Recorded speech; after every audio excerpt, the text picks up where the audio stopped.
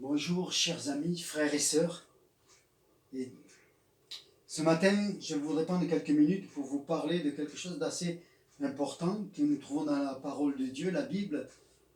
Quand on sort dans la rue et que l'on parle, les gens ne veulent pas de religion, ne veulent pas de la Bible, parce que pour eux, tout leur semble être des interdits de faire, et donc ils ne veulent plus d'interdits, ils veulent vivre libres, heureux. Mais nous savons que notre société va de plus en plus mal. Pourquoi? Parce que la Bible, c'est le livre qui nous apprend à vivre dans le repos de notre âme.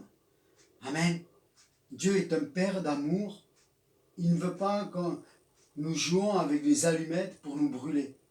Les parents ne veulent pas que les enfants jouent avec le feu parce qu'ils ne veulent pas que les enfants se brûlent. Et Dieu, ce Dieu d'amour, il nous conseille de le suivre sur ses voies pour que nous puissions vivre heureux et que nous subissions pas les conséquences de nos choix qui parfois sont désastreuses.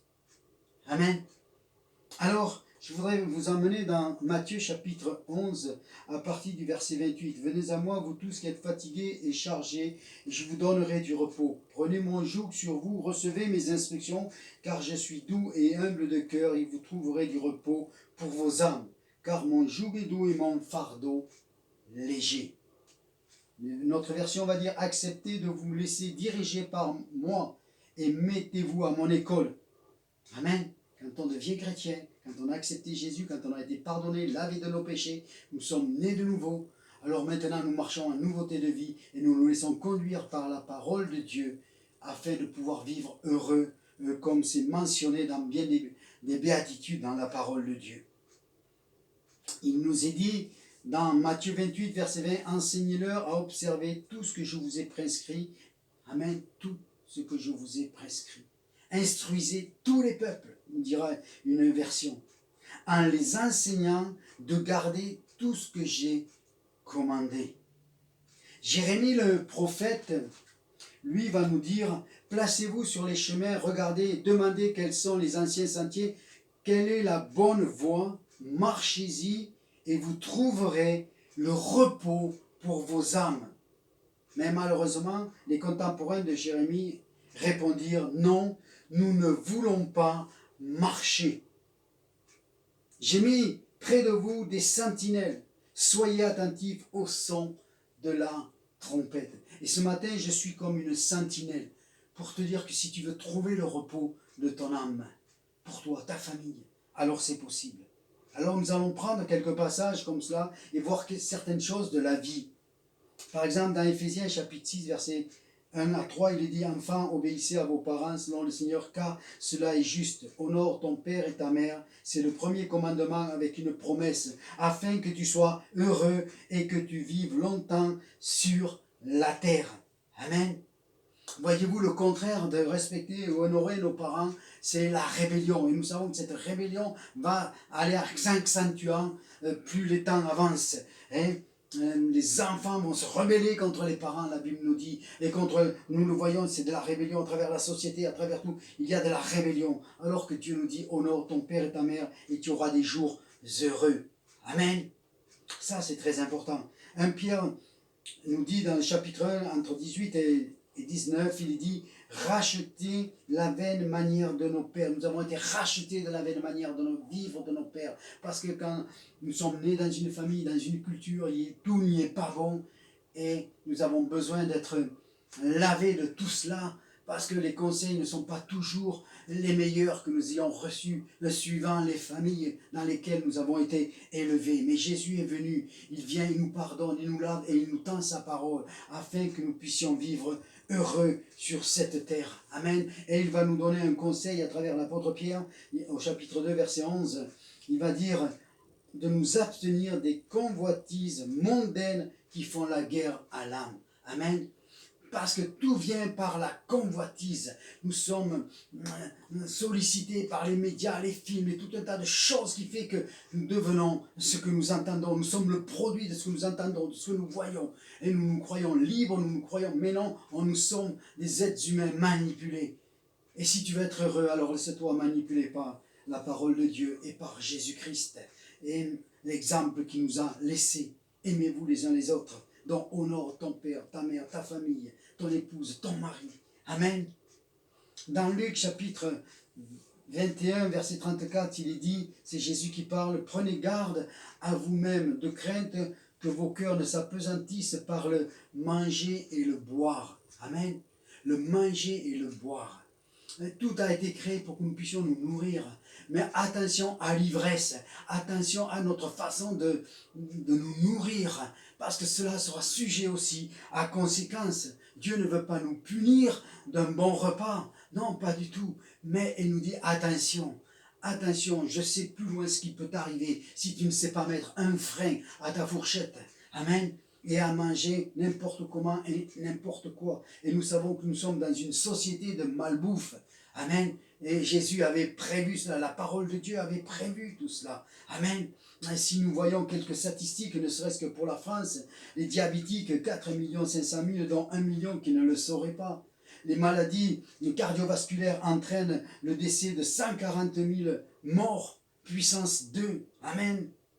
Et cela peut provoquer, on pourrait mettre à cela à cause de l'alcool, à cause de la fatigue au volant, à cause de tout cela. Il y a aussi tous ces morts en accident de voiture dont je tairai le chiffre, mais on peut trouver tout cela sur Internet. Il y a ensuite les cancers, les maladies qui souvent sont dues à certains excès, pas tout le temps, mais certains sont dus à certains excès. Et le taux global des cancers pour la France en 2018 était 157 400, amen, 89 600 pour les hommes et 67 800 pour les femmes, amen. L'obésité dans le monde, 600 millions définis dans le monde, au moins 2 800 000 en meurent, soit 68 050 par jour. Tout cela, souvent l'obésité, ce n'est que de la malbouffe. L'alcool, en France, 41 000 morts par an. Et regardez ce que nous disait la parole de Dieu il y a des années en arrière.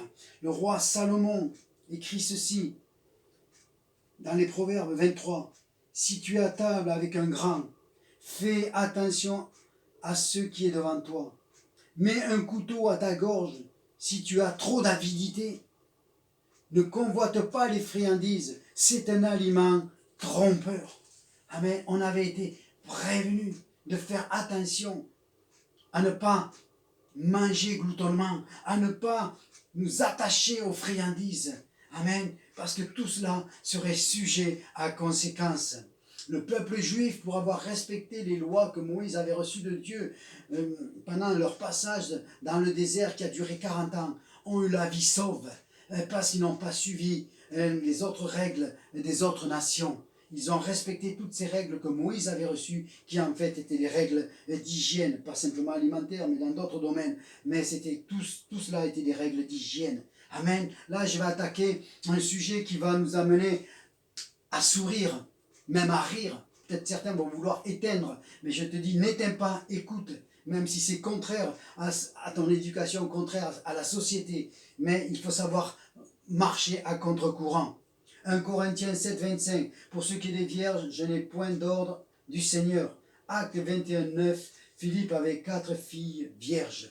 Amen. La pureté sexuelle jusqu'au mariage. Amen. Voilà ce que nous avait demandé le Seigneur. Que nous puissions être purs, réservés pour notre époux. Amen. Et ça, c'est une marque d'amour, d'arriver pur le jour de son mariage. Amen. Et pas de céder avant. Parce que si tu commences à céder avant, alors un jour peut-être tu céderas pour aller vers quelqu'un d'autre. Parce qu'en toi, il n'y aura pas cette maîtrise de toi. Amen. Mais cela prête à sourire aujourd'hui. Mais quand on regarde sur Internet et que vous regardez le nombre de maladies provoquées par tous ces dérèglements sexuels et ces multiples partenaires, alors oui, il y a de quoi s'affoler. Amen. Et je voudrais dire aussi que cela, dans le monde, c'est 376 millions de plus chaque année qui trouvent des maladies infectieuses dues à ce dérèglement sexuel. Les infections du chlamydia et de gonocoque ont été multipliées par 3 en France et en Outre-mer. Il y avait 70 77 000 cas en 2012, nous en trouvons 260 000 maintenant. Et cela augmente de plus en plus. Le sida qui n'a jamais arrêté, puisque nous trouvons entre 130 et 150 nouveaux cas dans ce pays. Amen. Mais et tout ce dérèglement sexuel, toutes ces gamines qui couchent, et cela provoque aussi quelque chose de mortel qu'on appelle l'avortement. Amen.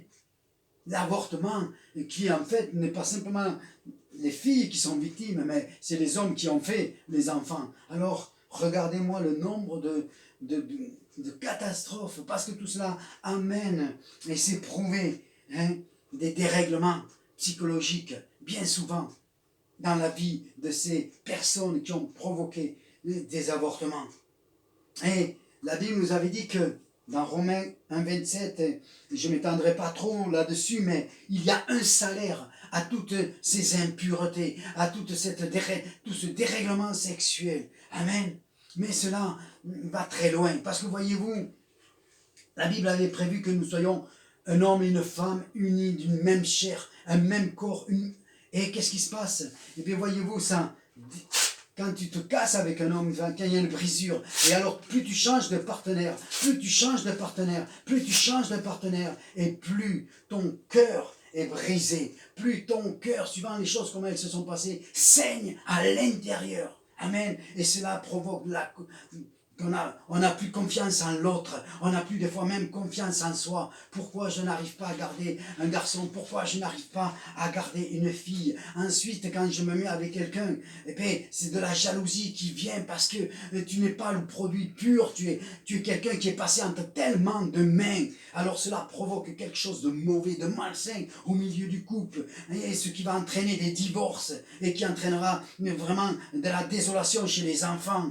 Mais ensuite cela peut provoquer de la maltraitance dans les couples, parce qu'il y a comme une malédiction qui est venue se poser sur des couples comme cela, parce que la sexualité c'est quelque chose de précieux pour Dieu. Amen. Et ça touche au corps, mais quand ça touche au corps, ça touche à l'âme, et quand ça touche à l'âme, ça touche aussi à l'esprit. Amen. Et vraiment, le conseil que je vous donne, même si ça prête à rire, ce que je suis en train de dire, c'est pour ton bonheur que je parle, c'est pour une vie heureuse que je parle. Amen. Régénéré par la puissance du Saint-Esprit dans ta vie, que Jésus peut te communiquer, alors tu peux vivre heureux, oui, et vivre une vie de couple heureuse, dans le nom de Jésus-Christ, parce que tu auras respecté ce commandement, rester pur jusqu'au mariage. Amen. Et nous savons aujourd'hui tout ce que cela entraîne dans notre société, mais au final, parce que l'homme, comme on l'a vu dans Jérémie, ne veut pas écouter ces commandements, alors il s'en vient sur la terre, un jour de colère dont j'ai parlé précédemment. Amen. Ensuite, la parole de Dieu nous invite aussi donc à ne pas convoiter l'argent, ne pas convoiter à l'achat, acheter, toujours acheter. Et cela nous conduit dans l'endettement.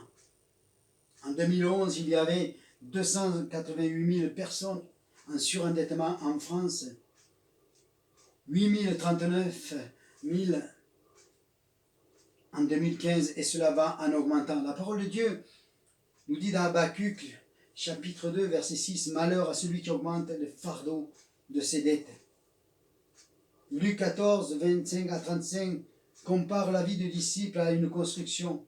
Au verset 28, il dit, « Car lequel de vous, s'il veut bâtir une tour, ne s'assied pas pour calculer la dépense et voir s'il y a de quoi la terminer. » Amen. La dépense, la crise financière dans les foyers. Cela amène à la destruction des fois du couple. Cela entraîne des maladies à cause du stress. Mais cela entraîne aussi des suicides. Amen. La France est le numéro 1 des suicides en Europe. On estime à presque 1 million de suicides provoqués par déjà tout ce qu'on a parlé depuis le début. Et souvent, dans le monde, ce sont la tranche d'âge de 15 à 19 ans qui sont le plus touchés. La Bible nous dit que dans 1 Timothée chapitre 6, c'est en effet une grande source de gain que la piété avec le contentement de soi. L'apôtre Paul nous dit dans Philippiens 4, 12, « Je sais vivre dans l'humiliation, je sais vivre dans l'abondance. En tout et partout, j'ai appris à être rassasié et à avoir faim, à être dans l'abondance et dans la disette. » Amen. Nous avons besoin d'avoir ce contentement de soi. Amen. En nous, on sait vivre avec ce que nous avons. Merci si Dieu nous donne plus et encore plus. Mais nous ne sommes pas attachés à toutes ces choses. Nous ne convoitons pas. Nous n'allons pas dépenser au-delà de ce que nous gagnons. Et nous allons rester dans des normes afin de pouvoir vivre heureux et dans la paix, de ne pas avoir les créanciers qui nous poursuivent, de ne pas avoir ceci ou cela, et de recevoir des lettres, avoir peur du téléphone ou quoi que ce soit, parce que justement nous avons dépassé, nous nous sommes laissés entraîner par les médias, les publicités, et toutes ces choses qui nous amènent à dépenser, et à la fin c'est la catastrophe totale. Amen. Parce que nous avons dépensé au-delà de nos moyens. Et la Bible, la parole de Dieu nous enseigne que tout cela, afin que nous puissions vivre heureux et le repos. Il nous est dit dans Isaïe 61 que Jésus est venu pour les cœurs brisés. Et les cœurs peuvent briser de multiples façons. Mais il est venu pour nous guérir, nous soigner. Amen. Et ça, c'est très important de réaliser tout cela. Amen. Donc de réaliser que nous devons respecter nos familles afin de trouver du repos et être heureux. Nous devons respecter la façon dont nous mangeons, nous buvons, toutes ces choses. Respecter une vie de couple heureuse, une sexualité heureuse. Et tout cela est possible dans la parole de Dieu, par la parole de Dieu, par Jésus-Christ. Seigneur, nous te bénissons ce matin et nous voulons avancer. Tu n'es pas un Dieu qui punit, tu es un Dieu qui voit loin et tu ne veux pas que nous soyons dans la détresse, tu ne veux pas que nos familles soient détruites, tu ne veux pas que nos couples soient détruits, tu ne veux pas que nos enfants soient malheureux. Seigneur mon Dieu, apprends-nous à vivre selon ta parole, afin que notre passage sur terre soit un passage heureux, dans la paix et dans la joie, afin que le jour où tu reviendras nous prendre, Seigneur, nous puissions être des hommes et des femmes dans la paix. Père, merci pour ta parole dans le nom de Jésus-Christ. Amen.